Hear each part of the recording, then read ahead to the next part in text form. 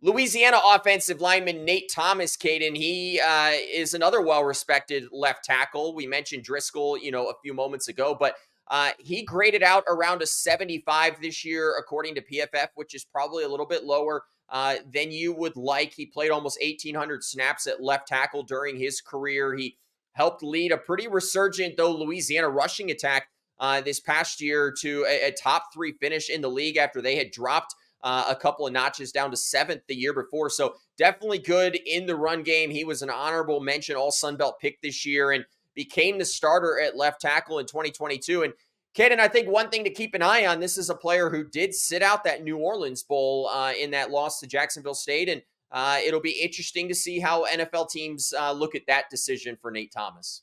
Yeah, just like Ethan Driscoll, there's no question that Nate Thomas looks the part. This is a guy who's 6'4", 330 pounds, and he played a really clean brand of football this year. He hardly gets penalized, and he wins in the situations that you kind of want to see your left tackle win at. When he's asked kind of to block a half a man, he bulldozes people. He takes edge rushers out of the picture completely if they get too wide on their alignment. So I think he did a great job of blitz recognition as well and pickup. And at the combine, he'll just have to show off his athleticism. His feet can get heavy at times. He struggled to show some lateral quickness and agility and some of that hip flexibility. And similar to Ethan, he had some inconsistent pad level at times and kind of struggled this season with explosive edge rushers. When you think of a guy like Richard Jubiner having kind of a field day on him, he didn't do well against Minnesota, a Power 5 team. So I think he would have done great if he had an opportunity to play in a bowl game like the Senior Bowl against some of the best talent to prove that. But going into the combine now, he just has to prove that he looks more than just the part physically. He's a very high ceiling guy, another developmental type of lineman. And I think the more fluid and natural he can look in this combine, the better off he's going to be moving forward. But just like Ethan, 2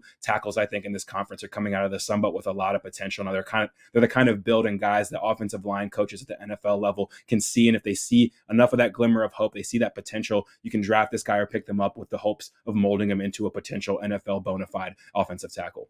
Kane, I've never asked this question to people in this process, but it would feel like that guys on that offensive line, maybe that defensive line, opportunities like the Senior Bowl, like the Combine, are huge for them because you're going up against, some of the best, because I think that can be a knock on people and things, really get figured out when you're going up against some of the best at the opposite position. So it'll be interesting to see how Nate Thomas performs at the NFL Combine.